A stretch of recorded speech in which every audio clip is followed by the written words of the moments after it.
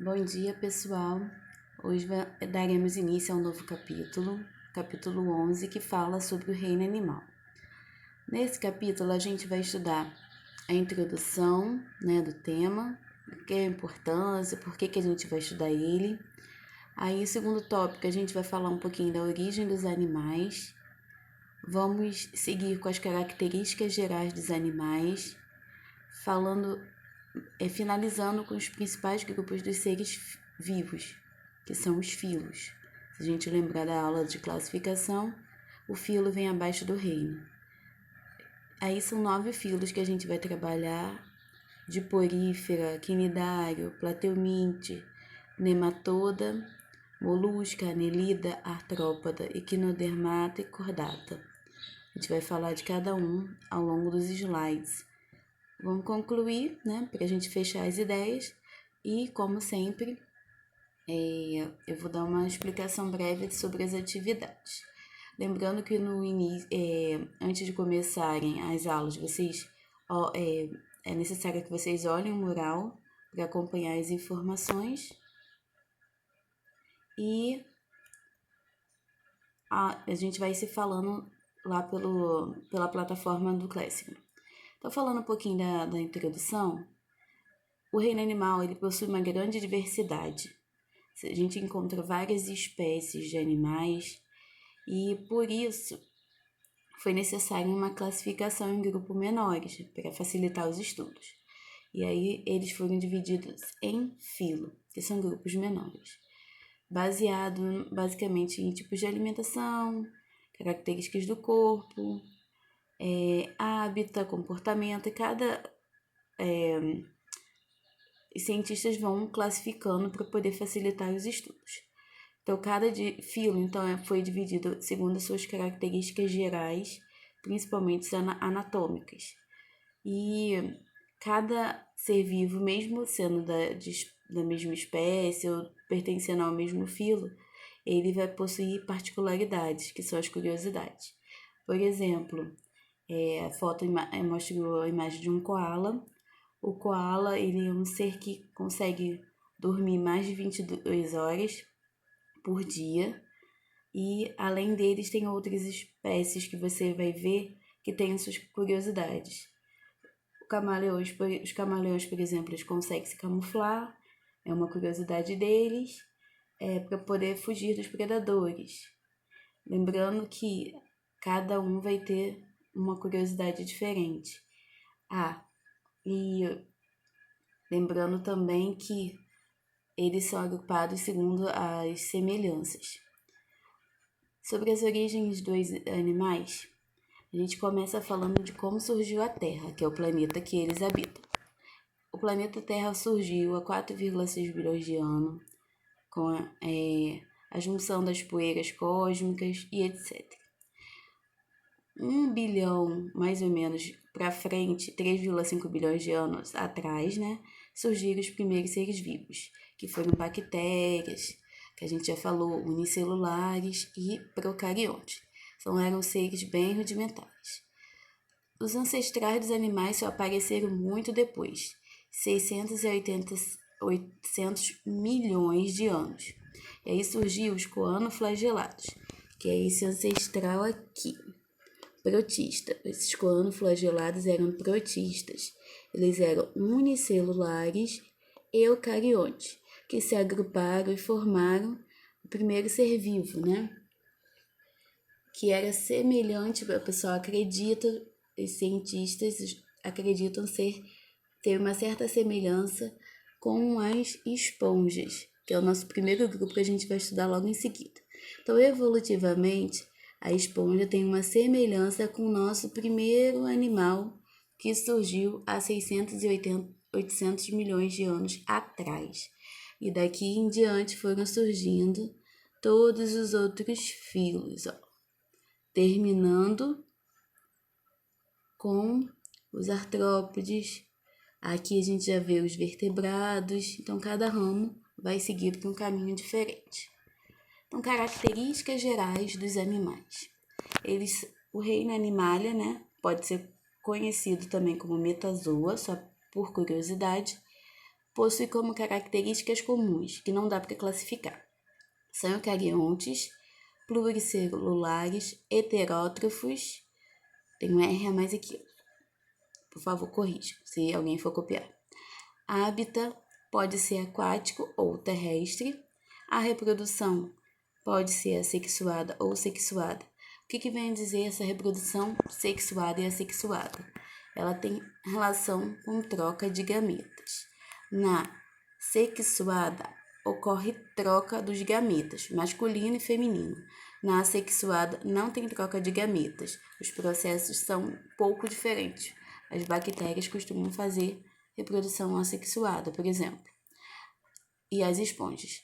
A alimentação podem ser carnívoros, ou seja, se alimenta de carne, herbívoros, se alimenta de vegetais, onívoros, se alimenta ou de carne ou de vegetal, a alimentação pode ser os dois. Parasitos, precisam de um corpo, de um hospedeiro para sobreviver. A gente também tem os carniceiros, que se alimentam de cadáveres e restos de animais, como, por exemplo, as hienas, os urubus e etc.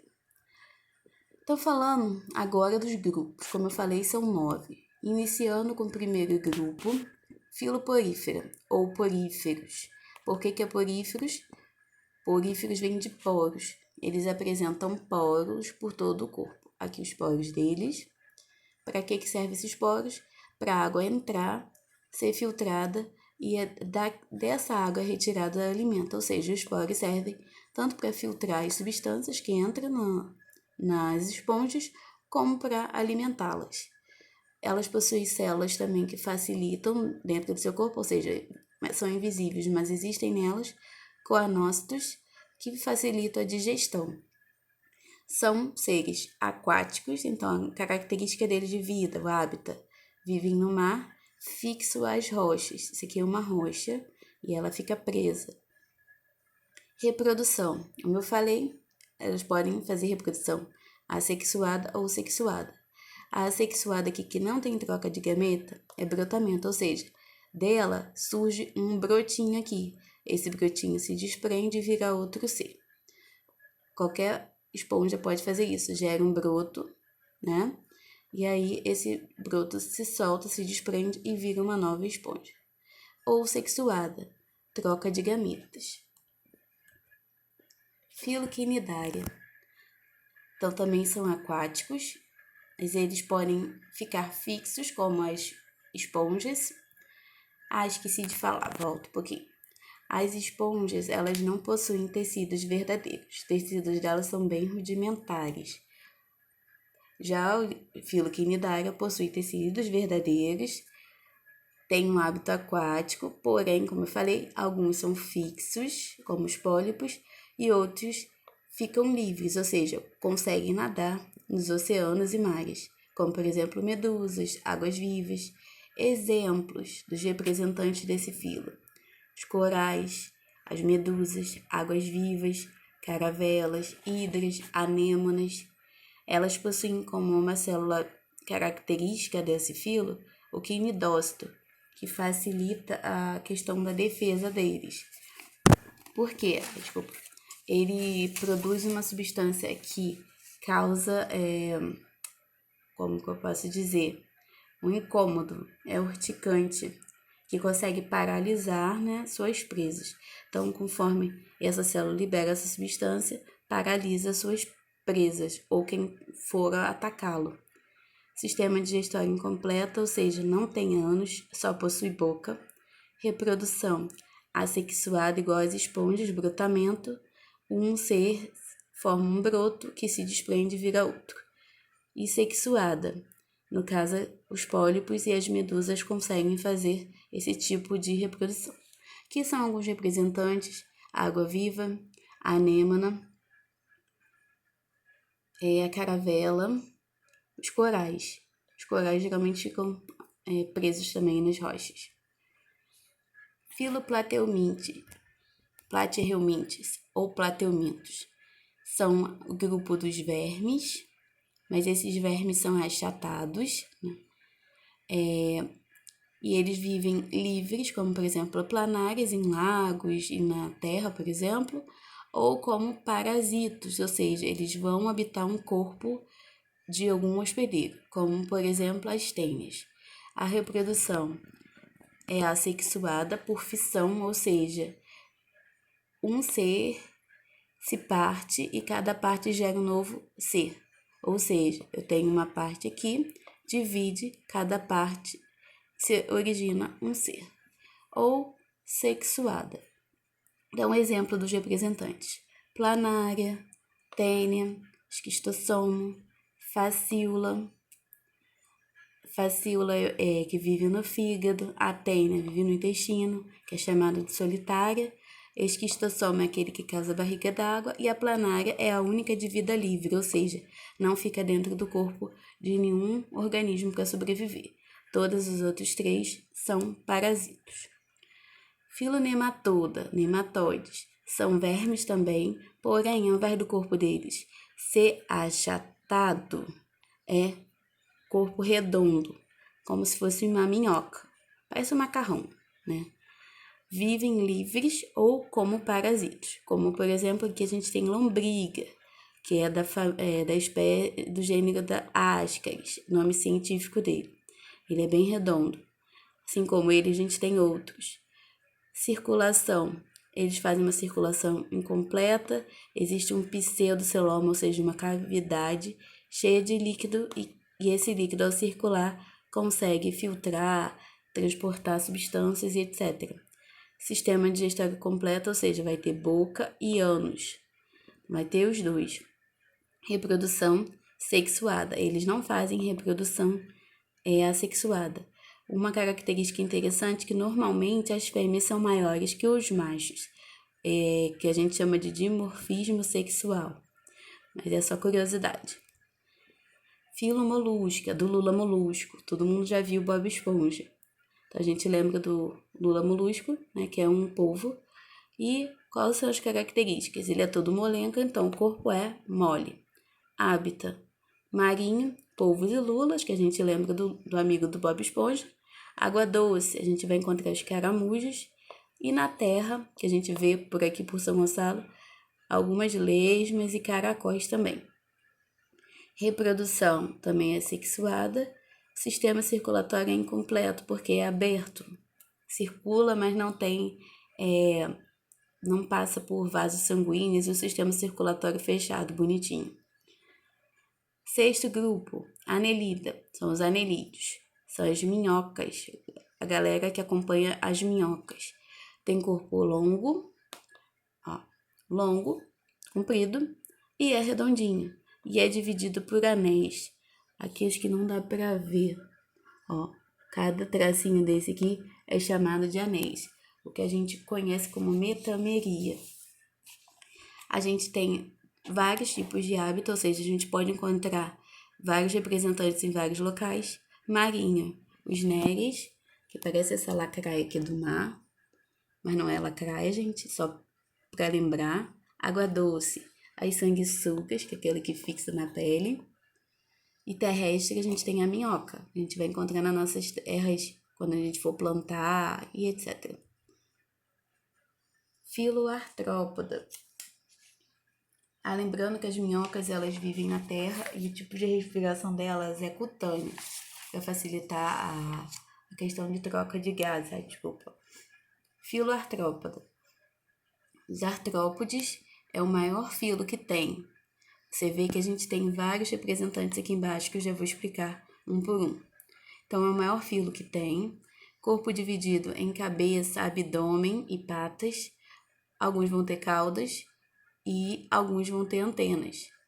Só que o corpo deles é formado por um exoesqueleto, ou seja, é um esqueleto que tem substâncias minerais, mas não é o nosso esqueleto, é um esqueleto entre aspas. É só porque tem uma consistência dura, mas não chega a ser o nosso esqueleto. Então, quem são os representantes? Os insetos, que tem muitos insetos, por isso que esse filo tem muitos representantes. Os aracnídeos, que compreende aranhas, que a gente já imaginaria. Os escorpiões, por isso que eu falei que alguns podem ter caudas. E ácaros, que ficam no ar, que causam alergia. Também são do grupo dos aracnídeos. Crustáceos. camarão, siri, caranguejo, que a gente gosta de comer. Então, tá no grupo dos crustáceos. É do filo artrópodes também. Diplópodes são os piolhos de cobre, quilópodes são as centopeias e as lacraias. Esse aqui eu corro porque lacraia é muito rápido e a gente tem medo. Enfim, voltando, então tem vários grupos dentro do filo artrópode. Então, eles vivem em vários hábitats, ou seja, locais diferentes. As aranhas na terra, alguns vivem no mar, os insetos podem voar, então cada um tem um comportamento diferente, mas todos são agrupados aqui nos artrópodes. Metabolismo, eles podem desenvolver direto, ou seja, de ovo já vira direto adulto, ou pode passar por fases intermediárias. Os hemimetábolos vão formar um indivíduo jovem, que são as ninfas, né? Os holometábolos formam dois indivíduos jovens. Vai ser ovo, larva, pupa e por fim adulto, como por exemplo as borboletas. Elas passam por todas as fases. Então aqui alguns representantes, os crustáceos, os piolhos de cobra, a lacraia, borboleta que é um inseto, esse aqui acho que é um siri, esse aqui é uma aranha, feinha, mas é uma aranha, um escorpião, e eu acho que é um gafanhoto. Então, filoequinodermata, que são das estrelas do mar, são os equinodermos. São aquáticos, representantes, estrelas do mar, pepinos do mar, ouriços do mar. A gente também tem as bolachas do mar. Elas possuem um sistema ambulacrário que não dá para ver aqui. Fica na parte superior, que facilita a questão do movimento, da movimentação, por onde elas se movimentam, é por onde elas respiram, é por onde elas vão liberar suas secreções e conseguem obter seus alimentos. Então, todos os filos que a gente falou, de porífera, passando por quinidária, platelmintos, nematóides, moluscos, anelídeos, artrópodes, equinodermas, são invertebrados. O que significa isso? Não possuem coluna vertebral nem sistema ósseo, esquelético ósseo, ou seja, não tem osso.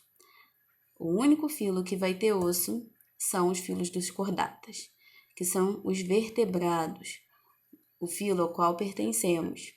Então, ele vai possuir um esqueleto ósseo na fase embrionária, ou seja, da formação do feto, a gente vai ter a notocorda, que origina, quando o ser nasce ou quando vira adulto, a coluna vertebral.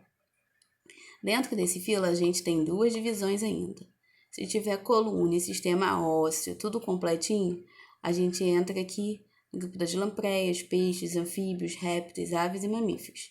E tem uns que têm um sistema ósseo, mas não tem coluna, ou seja, forma o sistema ósseo sim, mas a notocorda ela não some, ela não vira a coluna, ela fica notocorda pro resto da vida, que são os cefalocordados, os anfióxos e urocordados. Eu esqueci de botar foto, mas na próxima aula, se eu lembrar, eu boto durante a semana a foto deles aqui. Ou vocês também podem pesquisar também na internet. Conclusão. O reino animal é bem diverso, por isso foi dividido em 9 filos de acordo com a sua complexidade. Começando com o mais simples, que são as esponjas, que, como eu falei, tem um pouquinho de semelhança com os primeiros animais que surgiram no nosso planeta Terra. Aí a gente passa pelos quinidários, nemateumintos, moluscas, até chegar no mais complexo, que é o que possui coluna vertebral, que são os cordados, onde é o grupo que a gente pertence. Então, o filo mais simples é dos poríferos, que tem relação evolutiva com o primeiro animal que surgiu no planeta Terra. Dos poríferos ao filo das estrelas do mar, todos são invertebrados, ou seja, como eu já falei, não possuem coluna vertebral. E o filo mais completo é dos vertebrados, que tem esse nome porque possui coluna vertebral. E cada um ainda tem suas curiosidades, lembrando. Então, vocês vão primeiro assistir os vídeos, fazer o teste com as 2 questões, me mandem por e-mail, pela plataforma, da forma que vocês conseguirem, por foto, preenchendo documentos do Word, como vocês já estão fazendo. E as atividades finais é do capítulo, lembrando que não são todos os números, eu vou especificar lá no mural. Então, no mais, obrigada e a gente vai se falando pelo mural. Até a próxima aula e boa semana!